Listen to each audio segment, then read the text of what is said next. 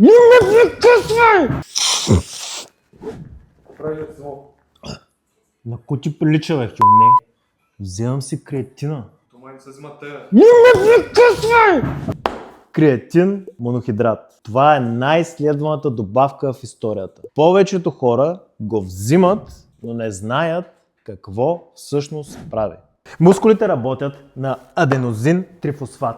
Енергийната единица на фосфата ти енергийната единица на клетката. Креатинът я регенерира по-бързо, което означава повече сила и повече повторения. Така че, ако вземаш нещо за повече енергия, повече сила, повече мускулна маса, по-добре заложи на креатин. Един съвет от чичото Симо. Щипка сол преди тренировка. Солта подобрява кръвоснабдяването, повече кръвоснабдяване в мускула води до повече напомпване и повечето напомпване води до повече хранителни вещества в мускула. Така че, просто, ефтино и работи. Сега ясно ли ти е моето момче, що чичото Симо взима креатин? Да, ама трябва да вземаш и от това. Има всичко ред му трябва на един мъж. Не ми казвай какво да правя, бе. Хюне. Първо основите, после това.